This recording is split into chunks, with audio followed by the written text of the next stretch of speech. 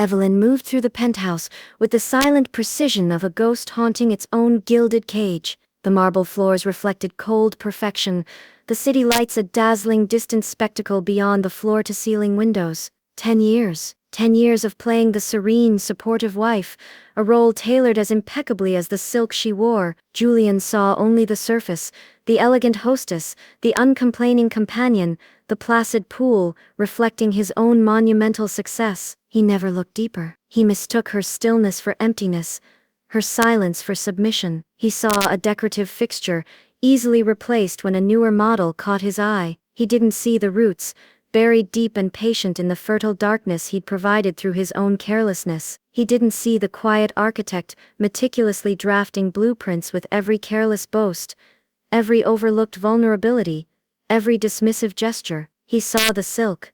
He never sensed the tensile steel beneath, forged in the quiet crucible of betrayal and nurtured by a legacy of resilience far older than his fleeting empire. He believed he held all the power, the sole author of their story. He was wrong. The foundation he'd built his fortune upon wasn't entirely his, and when the moment came to discard what he thought was merely ornamental, he had no inkling he was signing the first page of his own ruin. The reckoning wasn't his to deliver, it was hers to design. Chapter 1. The marble beneath my fingertips was always cold, a perfect, unyielding plane stretching across the vast kitchen island, reflecting the sterile gleam of the penthouse like a frozen lake. My own reflection stared back, blurred and distorted by the veining, a woman in silk, perfectly composed within a mausoleum of wealth Julian had built. A stage, really. And for 10 years, I'd played my part flawlessly. The supportive wife, the elegant accessory, the silent partner in an empire I'd helped construct from the shadows,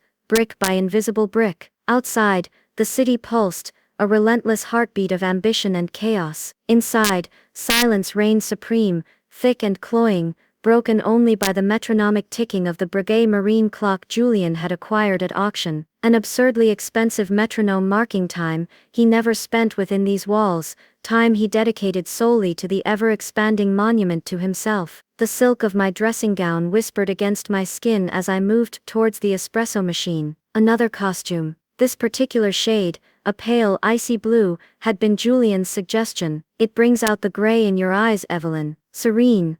Serene. A word synonymous with placid, unthreatening. A decorative pond. I brewed a single shot, the rich aroma a brief, pungent rebellion against the pervasive scent of lemon polish and emptiness. My movements were economical, precise, honed by years of performing expected rituals. Setting the cup on the cold marble, I didn't sit. Standing felt less like waiting, more like observation. From this vantage point, I could see the entirety of the open-plan living area, the angular furniture chosen by an impersonal designer, the abstract art Julian bought because it was talked about, the floor-to-ceiling windows framing a breathtaking, yet utterly detached, panorama of the skyline. It was a view designed to impress, not to comfort. Like everything else here, he arrived late. The electronic chime of the private elevator was a jarring intrusion into the silence. The doors sighed open, and Julian stepped out, shedding the aura of the conquering CEO like a second skin,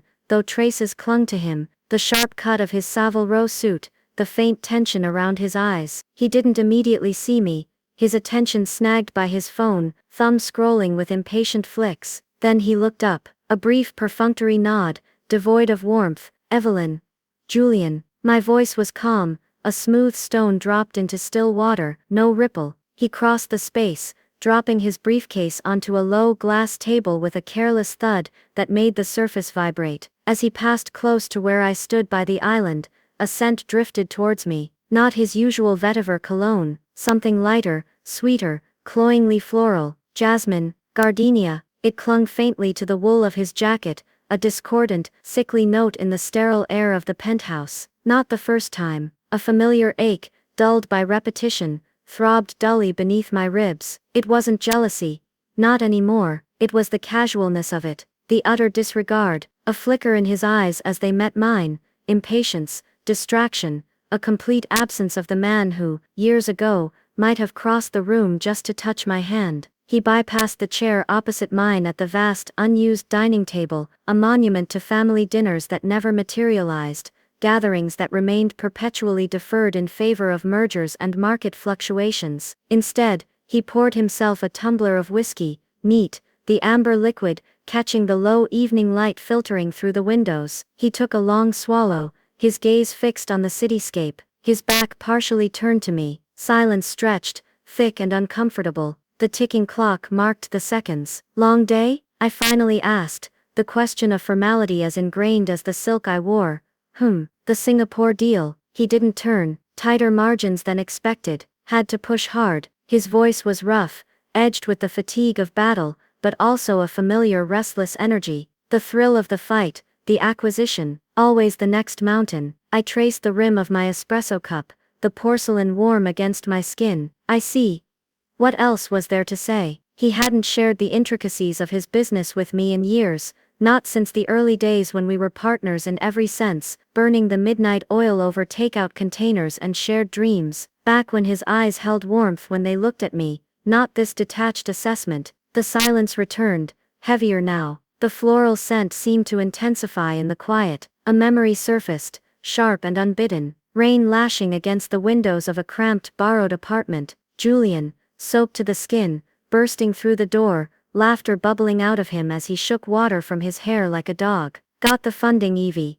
That stubborn old bastard finally caved. He'd swept me up, spinning me around until we were both dizzy and breathless, the scent of damp wool and his own clean sweat filling the small space. His eyes, then, had been alight, not with the cold fire of conquest, but with shared joy, shared triumph. We did it. The we had been tangible, vital. The contrast was a physical blow. I turned away from his rigid back, my gaze drifting towards the balcony. The city lights blurred into streaks of color. Amongst the sleek minimalist planters holding sculptural unloved succulents, one pot stood out, a single orchid, its once vibrant purple blooms now faded and drooping, a few brittle leaves clinging stubbornly to a slender stalk, a gift from Gran, years ago, brought back from her small rambling cottage by the sea. She'd pressed the pot into my hands, her gardener's fingers, rough and earth-stained, closing over mine. "Tend to what's yours, child," she'd rasped, her voice like dry leaves but her eyes sharp and knowing. "Even when others forget to look, roots go deep,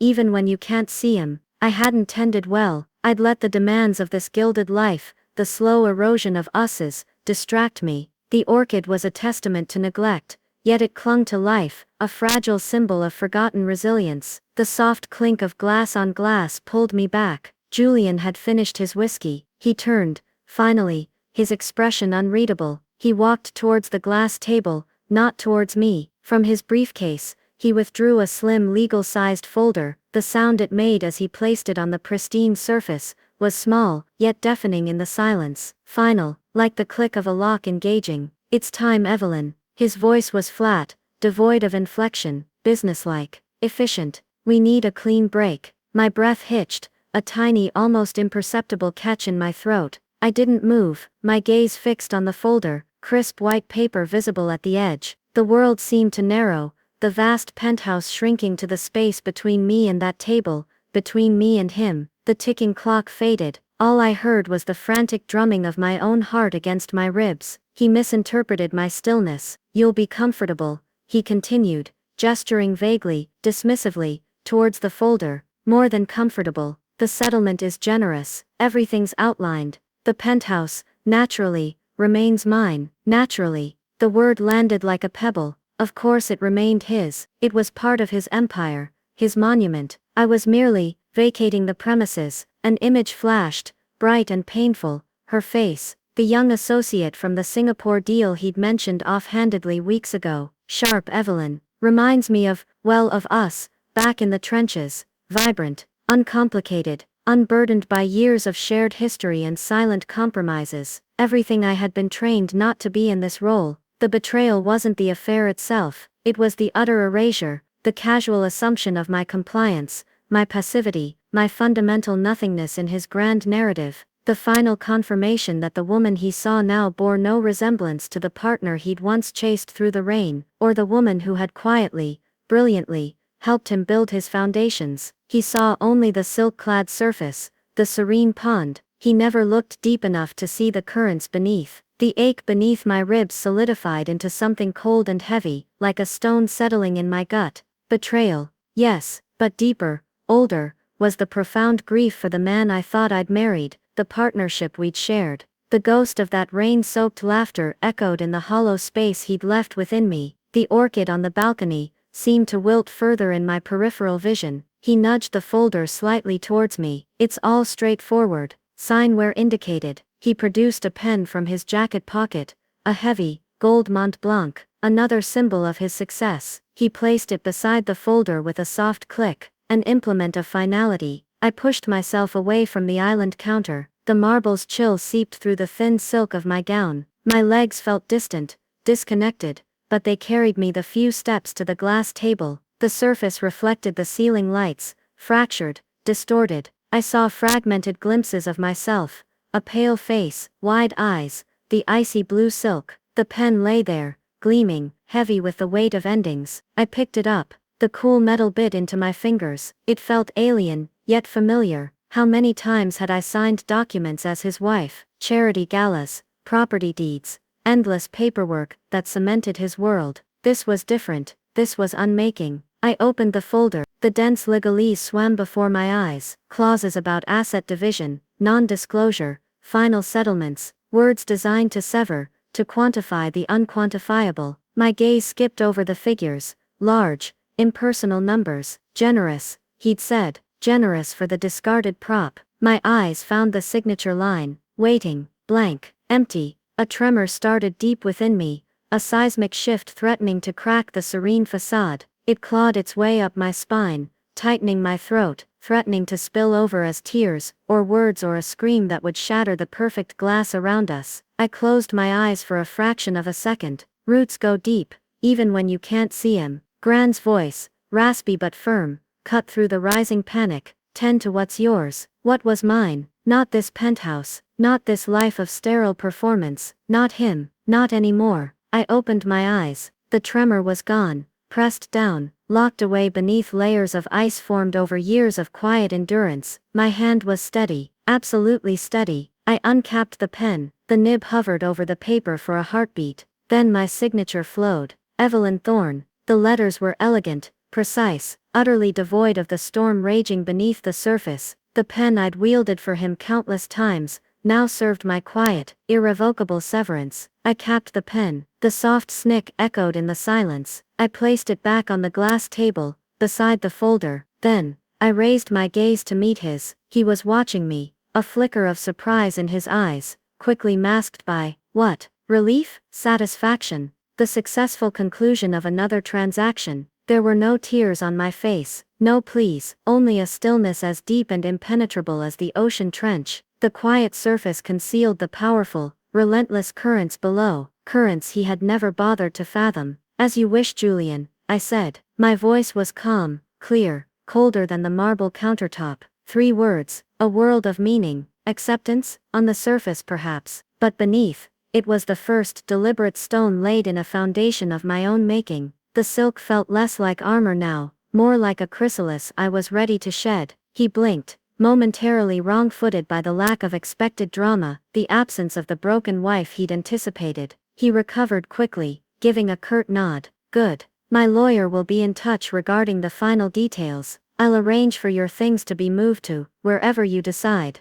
He gestured vaguely again, already dismissing me from his mind, from his space. I have an early flight to Zurich. He picked up his briefcase, the folder containing my signed surrender forgotten on the table beside the pen. He walked back to the elevator, without a backward glance. The doors opened, swallowed him, and sighed shut. Silence descended again, deeper, more profound than before. The ticking clock reclaimed its dominion. I stood alone in the center of the glittering cage, the signed divorce papers lying on the glass table like an indictment. The scent of the other woman's perfume still lingered faintly, a mocking ghost. I walked slowly to the balcony door, sliding it open. The city's roar rushed in, a wave of sound after the suffocating quiet. The night air was cool, carrying the tang of exhaust and distant rain. I stepped out, my bare feet cold on the smooth stone. The neglected orchid shivered in the breeze. I knelt beside it, ignoring the chill seeping through the silk. Gently, my fingers brushed a brittle leaf. Tend to what's yours. Grand's cottage by the sea, salt air, the cry of gulls, the relentless rhythm of the waves, a place of roots, of warmth that wasn't manufactured, a place untouched by Julian Thorne's empire, my inheritance. A quiet certainty settled within me, cold and clear as mountain spring water. This wasn't an ending, it was an unveiling. He had handed me the pen, assuming it was an instrument of my erasure. He didn't know it was the key. The pen had signed away Evelyn Thorne, the decorative wife, but it had also, irrevocably, unleashed Evelyn Arden, the silent architect. He had discarded what he thought was a pretty shell. He had no idea he just signed away half the bedrock of his precious empire. I looked out over the glittering cityscape he ruled, the empire we had built together, though he'd long forgotten the way. The stone of grief was still there, heavy in my gut, a monument to lost love, but beneath it, something else stirred, not vengeance, reclamation, a fierce quiet pulse of resilience, nurtured in secret, waiting for this moment to break the surface. Like the orchid's hidden roots, my strength went deep, deeper than he could possibly imagine. The air off the ocean, miles away, seemed to whisper on the breeze. It was time to go home, time to unearth the blueprints I'd drawn in the dark, time to show Julian Thorne, the true architect of his fortune. I stood, leaving the orchid, the penthouse, the ghost of my marriage behind me on the cold balcony. Inside, the signed papers lay on the glass table, a fragile surface, reflecting only the light. He thought it was over. He had no idea it had just begun. The first act of my reclamation was complete. The curtain was rising on his ruin. I turned my back on the glittering cage and walked towards the door, the silk whispering promises of a different kind of strength. The sea called, and the roots, deep and patient, were ready. Chapter 2. The city's roar faded first, replaced by the rhythmic sigh of tires on asphalt, then by the insistent whisper of wind through ancient pines as the coast road wound higher. With each mile away from the penthouse, the vice around my chest loosened infinitesimally. The air, thick with the scent of brine and damp earth, scoured the lingering traces of Julian's world from my skin, the cloying floral ghost of his betrayal, the sterile lemon polish, the oppressive weight of expectations. I drove Grand's old Volvo, retrieved from long-term storage, its engine a comforting, grumbling companion. The silk gown was folded away in a suitcase. I wore worn jeans, and a thick fisherman's sweater pulled from the trunk's depths, smelling faintly of cedar and mothballs. Real wool, scratchy and warm against my skin, armor of a different kind. Grand's cottage appeared around a bend, nestled against a windswept headland, like a stubborn gray shell. Sea glasses, she'd called it. Not grand, not imposing, built of local stone, its small windows peered out at the vast restless Atlantic, with a kind of weary defiance. The garden was a riot of overgrown defiance itself. Hardy roses battled gorse, lavender spilled onto the path, and a tangle of herbs released their pungent perfume, as I pushed open the creaking wooden gate. Neglected, the penthouse orchid whispered in my memory. Alive, this place countered, fiercely, unapologetically so. The silence here wasn't the suffocating vacuum of the penthouse. It was woven through with the crash of waves below, the cry of gulls, the rustle of wind in the long grass. It was a silence that held space, that invited breath. The key, cold and heavy, turned smoothly in the lock. The air inside was cool, damp, carrying centuries of salt and stories. Sunlight streamed through dusty panes, illuminating motes, dancing in the beams. Familiarity washed over me, a wave of pure aching relief. The worn rag rug, the chintz sofa faded by decades of sun, the battered roll-top desk, tucked into the corner by the fireplace, my true inheritance, far more valuable than any settlement Julian could conceive. This was sanctuary. This was ground zero. The first days were a necessary blur of practicalities and profound exhaustion, unpacking minimal belongings, airing out rooms heavy with stillness, scrubbing years of grime from windows to let the fierce coastal light flood in. The physical labor was a balm,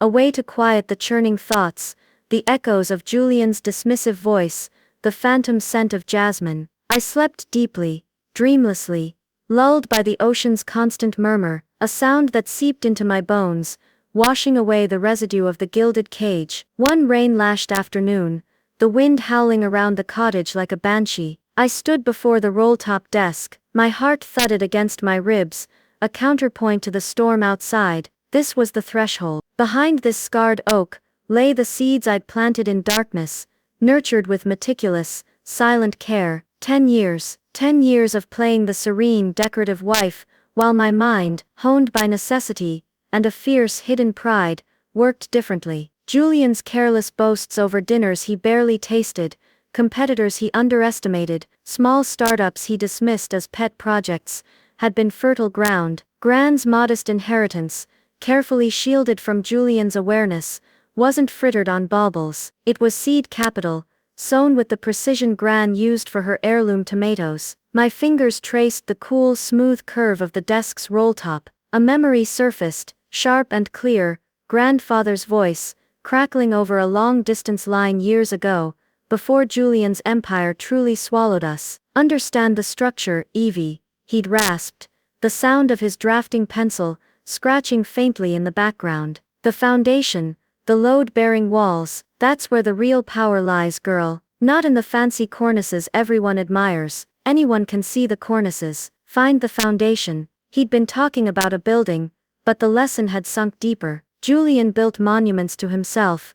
I learned to identify the bedrock. I took a deep breath, the salt tang sharp in my nostrils, and rolled the top open. Dust motes swirled in the dim light. Inside wasn't chaos, but meticulous order. Neatly labeled files, a sleek encrypted laptop, its matte black surface incongruous against the desk's rustic wood, a stack of notebooks filled with my own tight, precise script, observations, market analyses, coded financial projections. Beneath them, tucked into a false bottom, I'd painstakingly crafted, lay the thicker files, the blueprints of my invisible empire. Pulling out the first file felt like exhaling a breath held for a decade. The plastic cover was cool. Inside, the crisp paper rustled, dense with legalese and complex ownership structures. Thorne Industries subsidiary, Ether Innovations. Julian had acquired it 5 years ago, a strategic diversification he'd barely glanced at after the deal closed. He hadn't looked deep enough to see the intricate lattice of shell companies,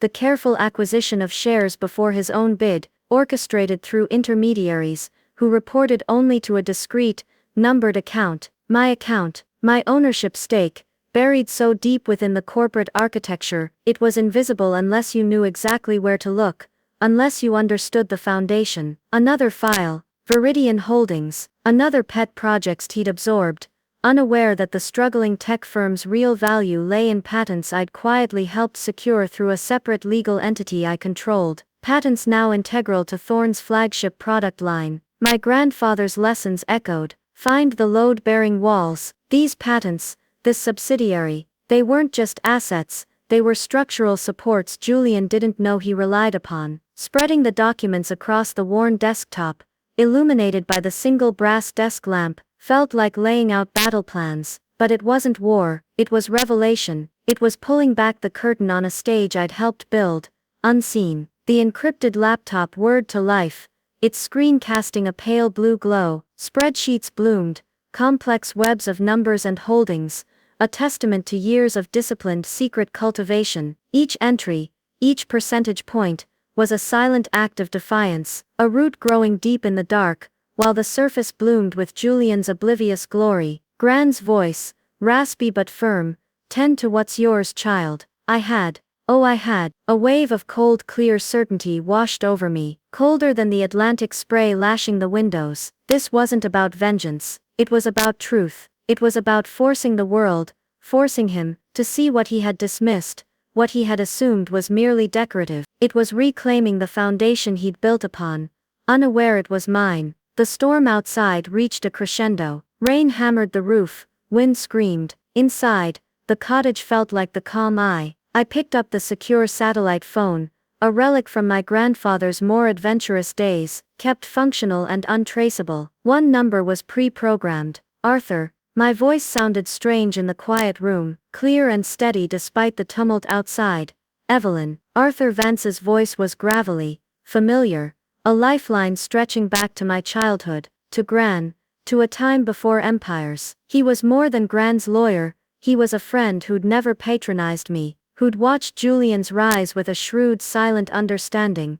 Are you secure? I'm at Seaglass. It's time, Arthur. A pause, then a low chuckle devoid of humor. Took you long enough, girl. Thought you'd decided to be a martyr in silk forever. He'd known. Of course he'd known. He'd helped set up the initial trusts, the discreet channels, a decade ago, asking no questions Gran hadn't already answered for him. The package, ready. The press release, the legal filings, everything. I looked down at the damning documents spread before me, the blue light of the laptop screen reflecting in my eyes. Execute it, all of it, simultaneously, tomorrow morning.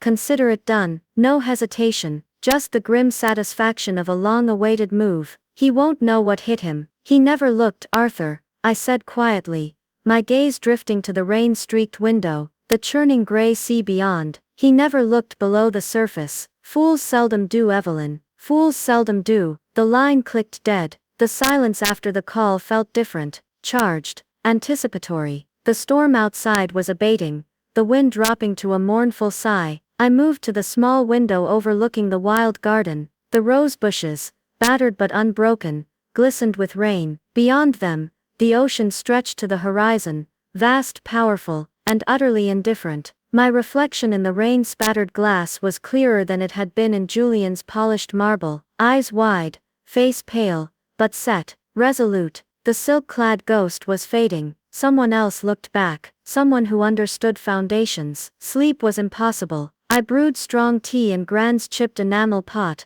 and sat at the desk as dawn bled gray and tentative into the sky. The documents lay before me, not as weapons, but as evidence, proof of existence, proof of power he'd willfully ignored. As the first weak rays of sun touched the cottage walls, painting them pale gold, I opened the laptop one last time. My fingers hovered over the keypad, not a tremor. I hit send on the encrypted email to Arthur, releasing the carefully constructed avalanche. Then I walked outside. The air was fresh, washed clean, smelling of salt and wet earth. The sea calmer now, rolled in long rhythmic swells. I stood on the cliff path, the wind tugging at my hair, pulling the worn sweater tight. Below, the waves crashed against the rocks, relentless, powerful. I closed my eyes, feeling the salt spray on my face, the solid ground beneath my feet. This was the calm before the storm I'd unleashed. A profound stillness settled within me, cold and deep as the ocean trench. It was done. The foundation was about to be revealed. The world didn't end. Birds sang. The sun climbed higher, burning off the last of the storm clouds. I spent the morning tending Gran's roses, pruning dead wood, feeling the thorns prick my skin, a sharp, necessary pain. The earth was cool and rich beneath my fingers, tending to what's mine. The simple act was grounding, a connection to something real and vital, a counterpoint to the abstract financial earthquake I'd triggered in distant boardrooms. The first sign wasn't a call, it was the sudden, unnatural silence that fell over the cottage. The birdsong seemed to pause, even the wind held its breath. Then the old heavy landline phone in the kitchen began to ring, not its usual sporadic chirp, but a frantic continuous jangle that shattered the peace. I let it ring, it stopped, started again, stopped. My mobile phone, a cheap anonymous burner bought en route to the coast, remained dark and silent in my pocket, untraceable, unknown. Then the burner vibrated, not a call, a news alert, then another, and another. The screen lit up like a demented firefly. Headlines screamed into the digital void. Thorne Industries in free fall. Shock ownership reveal. Ex-wife owns half. Billionaire's blind spot. Evelyn ardent secret empire. Divorced one day, empire lost the next. The sheer volume, the hysterical tone, was almost absurd. I scanned one article, skimming the sensationalism to find the cold hard facts. Arthur had planted the legal filings, revealing my controlling interest in Aether and Viridian, the intricate web of ownership tracing back years, the immediate suspension of Thorne stock, the quotes from anonymous insiders expressing utter shock. The picture painted was devastating. Julian Thorne, the brilliant ruthless titan, had been outmaneuvered in his own house by the wife he'd discarded. His empire wasn't just shaken, its hidden foundations had been pulled out from under it. The burner phone buzzed again, not an alert this time, an incoming call, a number I didn't recognize, but one I knew instinctively. It rang once, twice. I watched it, the vibration humming against my palm.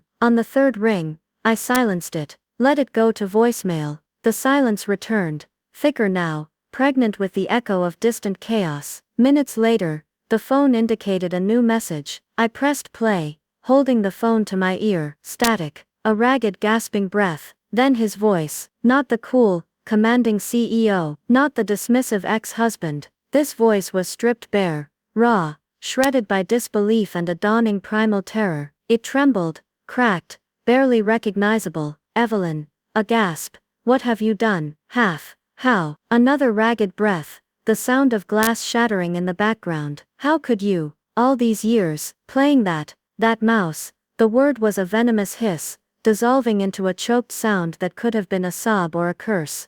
The board, the stock, it's gone. You bitch, you planned this. The voice broke completely, consumed by incoherent rage and panic. The line went dead. I lowered the phone. The silence in the cottage was absolute now, profound. Outside, the sea continued its endless rhythm. The scent of roses and salt filled the air. I walked back to the open door, leaning against the frame. The voicemail wasn't a sound, it was a physical thing, a shard of his shattered reality lodged in the quiet. His terror, his fury, his utter incomprehension, they hung in the air, sharp and acrid. But within me, no triumph, not yet. Instead, a deep resonating stillness. The stone of grief was still there, a cold weight, but the frantic trapped feeling, gone, replaced by this clarity, this icy absolute certainty. He had finally seen the surface break, he had glimpsed the depth beneath the serene palm, and it terrified him. I looked down at the rosebush beside the door. A single tight bud,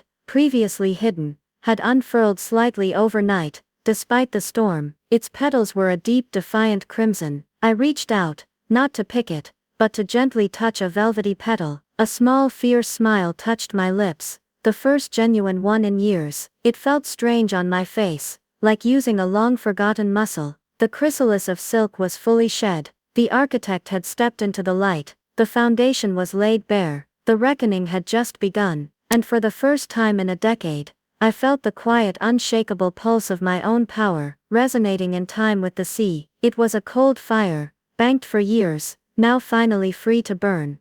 Chapter 3. The world, it seemed, had developed an insatiable hunger for the carcass of Julian Thorne's pride. For days the quiet sanctuary of sea glass felt like an island besieged by a distant, roaring tempest. The drone wasn't the sea, it was the relentless buzz of media. Satellite trucks clustered like metallic vultures at the end of the lane, their presence a constant hum beneath the wind. Shouts from reporters. "Miss Arden?" A comment, "How does it feel?" Occasionally pierced the high hedges Gran had planted decades ago, a natural rampart against prying eyes. The cottage phone, its old bells silenced, still vibrated with phantom urgency on the hook. My burner phone, tucked away in a drawer, was a dormant hive, its digital swarm temporarily held at bay by Arthur's efficient firewalls, and my own profound indifference. Inside, the cottage breathed differently. The air, thick with the scent of sea salt, damp earth from the recent storm, and the faint sweet perfume of the defiant roses blooming outside the kitchen window, felt charged, not with panic, but with a potent stillness. The initial shockwave of my actions had passed, leaving behind a landscape irrevocably altered. The headlines Arthur forwarded, stark, sensational, gleefully dissecting Julian's downfall, were abstract artifacts of a war fought in boardrooms and court filings. My battlefield was here, within these stone walls, within the quiet chambers of my own reckoning. I found solace in the tangible. Gran's garden, battered but unbroken by the storm, demanded attention. Kneeling on the damp grass, the cool earth seeping through the knees of my worn trousers, I pruned deadwood from the rose bushes. The thorns pricked my fingers, drawing tiny beads of blood, sharp, immediate reminders of necessary defenses. Each snip of the shears was deliberate, a small act of restoration in the midst of global financial chaos. Tend to what's yours. The roses, unlike Julian, responded to care. New buds, fat and promising, pushed through the gnarled stems, a testament to resilience written in chlorophyll and thorns. The physical labor grounded me, a counterpoint to the abstract ruin unfolding in Julian's world. My hands, once adept at arranging flowers for his parties, or signing documents as his appendage, were now calloused, dirt-streaked, capable. The silk was a distant memory, replaced by the honest scratch of wool and denim. The hollowness of the victory Arthur's updates hinted at began to crystallize. Seeing the projected figures, the plummeting stock value, the frantic asset sales Julian was forced to initiate, didn't spark joy. It sparked a profound melancholic clarity. The empire we'd built together, brick by invisible brick in those early hungry years, was crumbling. Not just his monument, but ours. The ghost of that shared ambition, the late nights fueled by cheap coffee and boundless belief, haunted the sterile financial reports. The money reclaimed was an abstraction, a number on a screen. What resonated was the destruction of a shared history, reduced now to a cautionary tale whispered on trading floors. The taste was salt, and something acrid, like ashes, bitter fruit indeed. He arrived unannounced, as I knew he would. The crunch of expensive tires on the cottage's gravel drive was a violent intrusion, a sound utterly alien to this place. I was inside, washing dirt from my hands at the deep stone sink, the window open to the afternoon air. I didn't need to look. The slamming car door, the rapid uneven footsteps on the path, they announced him like a discordant fanfare. I dried my hands slowly on a rough towel, the familiar weave a small anchor. Then I walked to the front door, opening it before he could pound. He stood there, framed by the wild roses cascading over the gate. The sight was jarring. Julian Thorne, the Titan, looked diminished. His usually impeccable suit was rumpled, the tie askew. His face was haggard, etched with deep lines of exhaustion, and a fury that burned too hot, too close to the surface. The billionaire aura was gone, replaced by a desperate hunted energy. His eyes, bloodshot and wide, fixed on me with an intensity that bordered on mania. He blocked the path, his posture radiating a barely contained violence. Why? The word erupted from him, raw and ragged,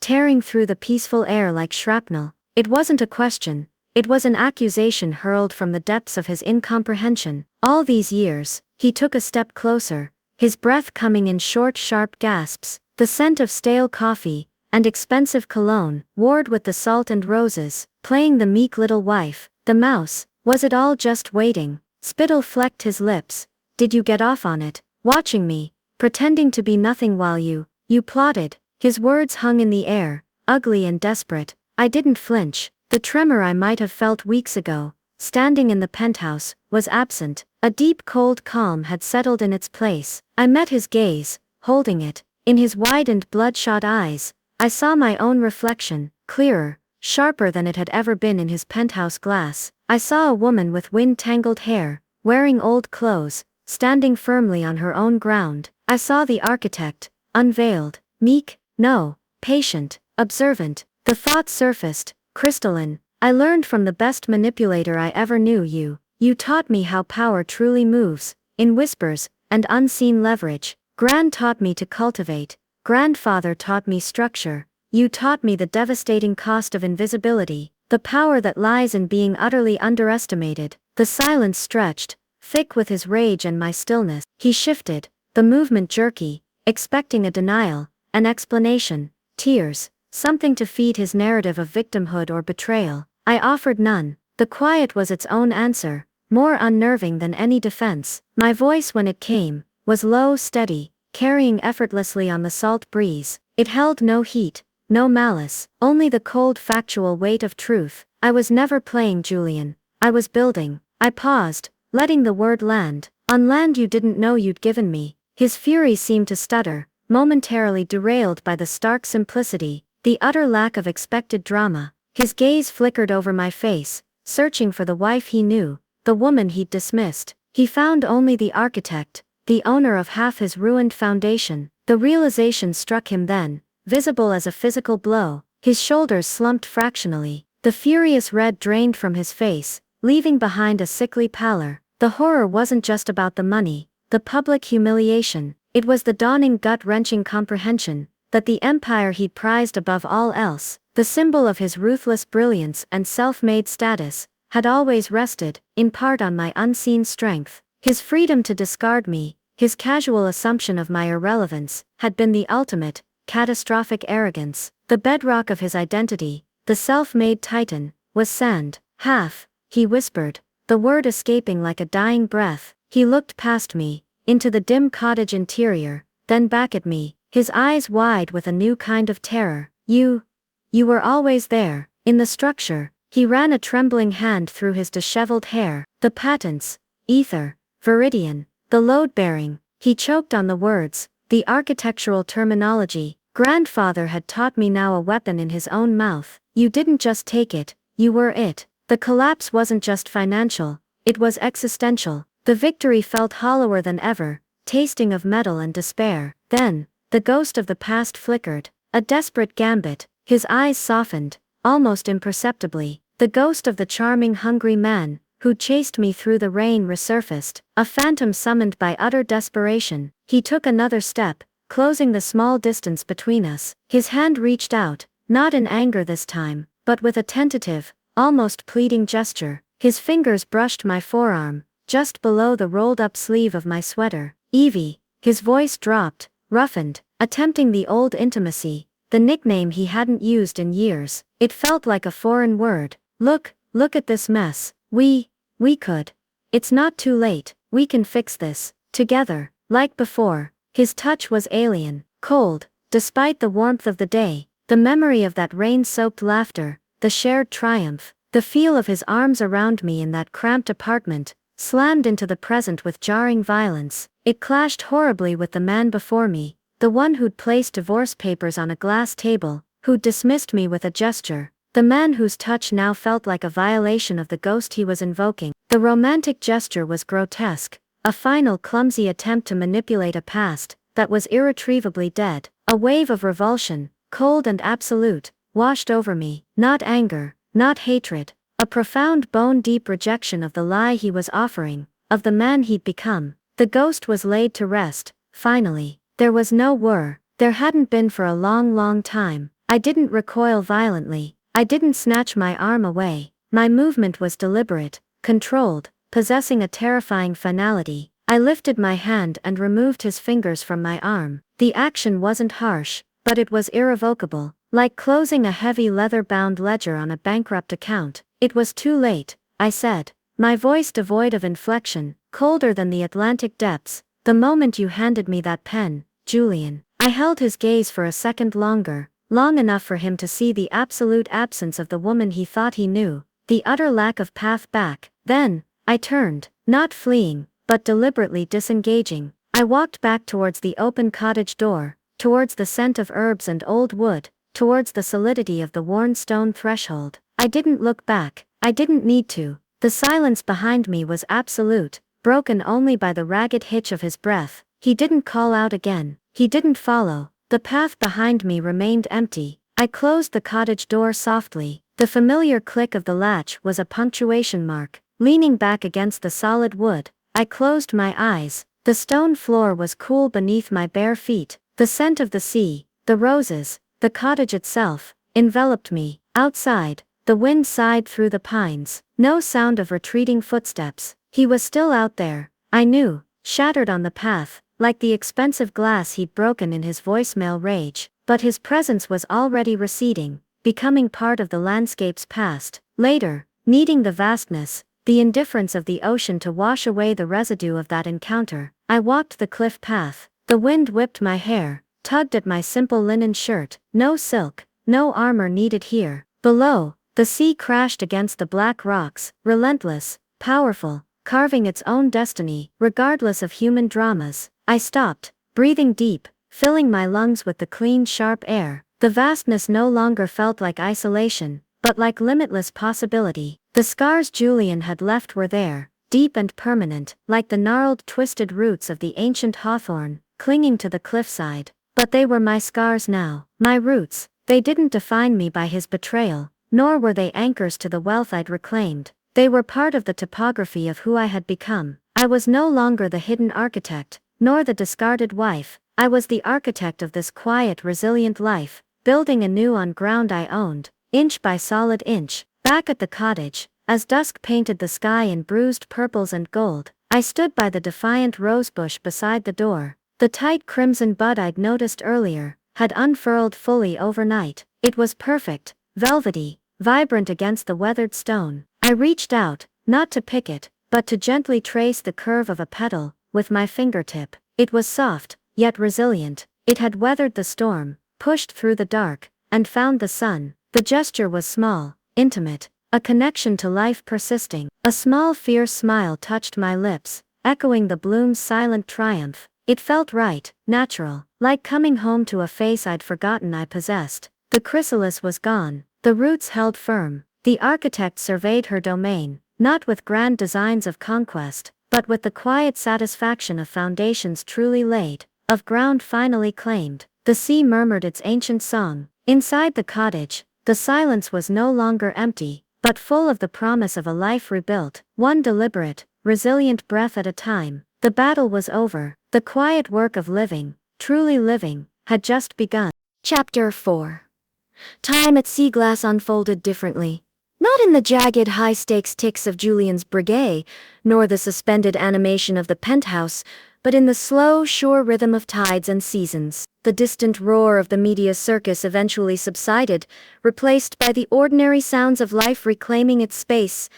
Bees humming in the lavender, the rhythmic scrape of my hoe in the vegetable patch I'd started behind the cottage, the mournful cry of gulls riding the updrafts. Arthur's updates on the legal wrangling, dry, efficient emails detailing asset transfers, stock consolidations, Julian's increasingly desperate maneuvers, arrived like weather reports from a far-off storm. I read them with detached interest, the vast wealth they represented feeling less like a triumph and more like reclaimed resources, heavy with history but finally neutral. The stone of grief for what was lost hadn't vanished, but it had settled, becoming a familiar landmark in my internal landscape, no longer sharp enough to cut. The cottage itself seemed to breathe easier too. Dust motes danced in sunbeams that now illuminated rooms scrubbed clean of neglect, filled with simple purposeful things. Gran's rag rug lay before the hearth, where a small fire crackled on cool evenings. Her chipped enamel teapot sat permanently on the stove. One rainy afternoon, the wind sighing around the eaves, I finally approached the heavy sea chest tucked under the window in the small bedroom. It smelled of cedar and salt, and decades of quiet storage. My fingers, no longer perfectly manicured but strong and capable from gardening, traced the cool iron latch. Opening it felt like exhuming a different kind of treasure, not gold, but memory made tangible. On top lay Gran's gardening journals, their covers soft with age, pages filled with her spidery script detailing planting dates, moon phases, remedies for blight, and observations on the stubbornness of coastal roses. Beneath them, carefully rolled in oilcloth, were grandfather's architectural sketches, not grand monuments, but detailed drawings of sturdy village halls, practical harbor walls, clever extensions to fishermen's cottages. Build for purpose, Evie, his voice echoed faintly in the quiet room. Build for community. The fancy stuff crumbles if the foundation serves only itself. I unrolled one brittle sheet,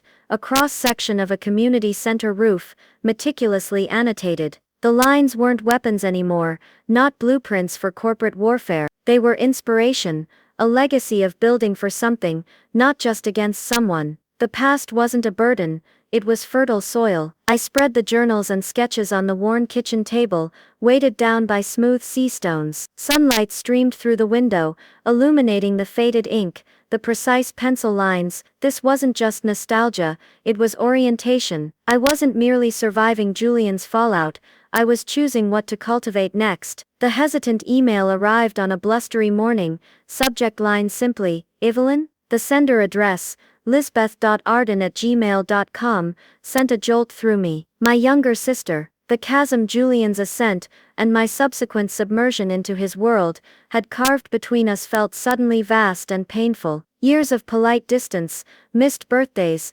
unanswered invitations layered thick with misunderstanding and resentment. My finger hovered over the delete key, the old instinct for self-preservation, for maintaining the pristine, controlled facade, flaring. But the cottage walls, solid and forgiving, the scent of rosemary from the windowsill herb pot, seemed to whisper otherwise. Tend to what's yours. Family, however frayed, was part of that. I clicked reply. Lisbeth. Yes, it's me.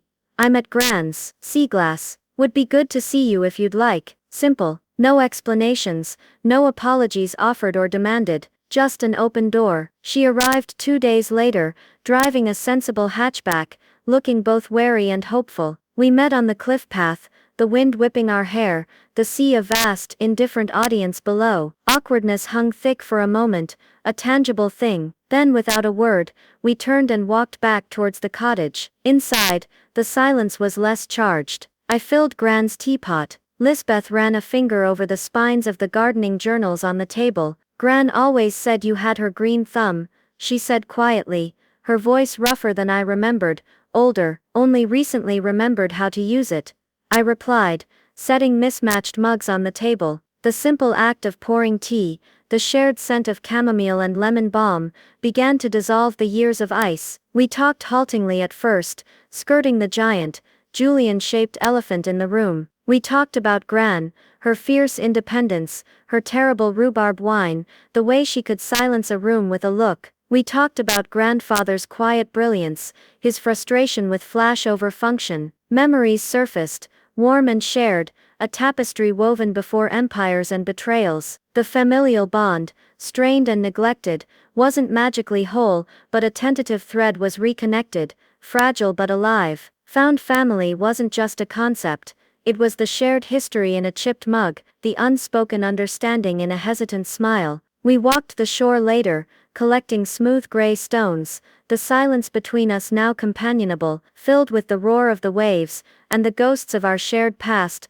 slowly finding peace. The reclaimed wealth needed purpose. It couldn't just sit, another sterile monument, sitting at Gran's roll-top desk, the scent of salt and old wood grounding me. I drafted plans, not corporate strategies, but foundations. The first bore Gran's name, the Moira Arden Foundation for Women's Financial Autonomy, not handouts, but tools, literacy programs, microloan initiatives, legal support networks, the kind of practical, foundational knowledge Gran had instilled in me, the kind that allowed roots to grow deep even in rocky soil. Arthur, his voice crackling with something akin to pride over the secure line, handled the legalities with brisk efficiency. Solid foundations, Evelyn, just like your grandfather would have drawn. The second venture was smaller, quieter, Arden and Associates, sustainable community architecture, not skyscrapers, but village halls, libraries, retrofitted community centers, designs honoring grandfather's principles, functionality, resilience, integration with the landscape, built with locally sourced, sustainable materials. My role wasn't hands-on drafting, but curation, guidance, applying the strategic mind honed in Julian's shadow to foster tangible good. I hired a small passionate team, a young architect fresh out of university with fire in her eyes for green design, a seasoned local builder who understood the coast's demands. Our first project, renovating the dilapidated harbor master's office in the nearby village, into a maritime heritage center and youth hub. The blueprints, spread out on the cottage table, felt different from the ones hidden beneath false bottoms. These lines connected, supported, belonged. Motif, garden cultivating growth in others, architectural plans, building anew. One crisp autumn morning, I drove to the city for the foundation's official launch. Not a gala, but a gathering in a bright, airy community center we'd helped secure funding for. Stepping inside, the buzz of conversation, women talking, sharing, learning, was a vibrant counterpoint to the penthouse's hollow silence. I stood at the back, unseen, watching. A young woman, her face alight with fierce concentration, asked a question about investment portfolios. An older woman nodded sagely, sharing her own hard-won experience. The air hummed not with desperation, but with burgeoning possibility. This was cultivation, this was tending. Near the entrance, a simple brass plaque caught the light, the Moira Arden Foundation. I reached out, not to read it, but to brush my fingertips across the cool metal, feeling the engraved letters. Gran's name, her legacy of quiet strength, of tending one's own garden, made manifest. The gesture was small, private, but it resonated deep within me, a connection across time and loss. It wasn't about the money,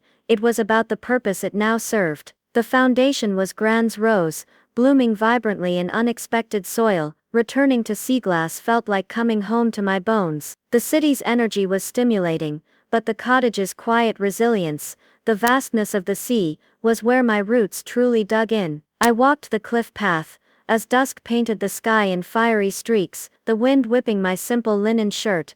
No silk, no pretense, just comfort and ease. Below, the sea crashed against the rocks, relentless, powerful, carving its own enduring story. I stopped, breathing deep, filling my lungs with the clean, sharp air. The vastness wasn't intimidating anymore, it was liberating. It mirrored the internal space I'd reclaimed. The scars Julian left were still there, like the deep fissures in the cliff face, weathered by countless storms. But they were my scars now, my landscape. They didn't define me by his betrayal, nor were they monuments to the wealth I'd reclaimed. They were simply part of the complex, resilient topography of Evelyn Arden. I was no longer defined by what was taken, or even by what was taken back. I was defined by what I chose to build, moment by quiet moment, on ground I owned outright. The architect surveyed her domain, not with grandiosity, but with a profound sense of belonging, of foundations finally laid true. Back at the cottage,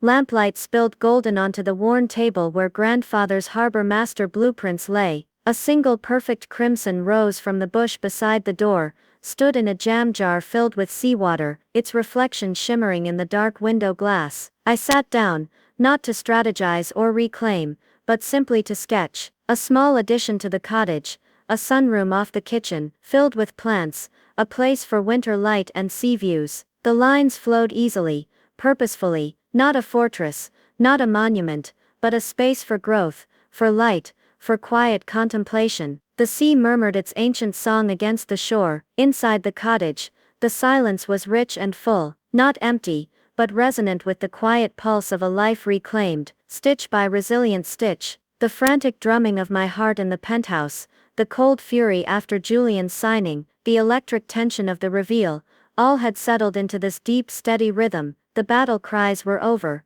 The quiet, persistent work of living authentically, of tending my garden, literal and metaphorical, was the true measure of my strength. I touched the velvety petal of the rose beside me, a small contented smile touching my lips. It had weathered every storm, it had found its sun, and so finally, had I. The pen Julian handed me had signed an ending, but it had also, irrevocably, begun this, a life measured not in billions or betrayals, but in salt-stained roots, sun-warmed stone, and the quiet resilient beat of a heart finally at home. The architect put pencil to paper, adding a line, a curve, building her future, one deliberate sunlit breath at a time.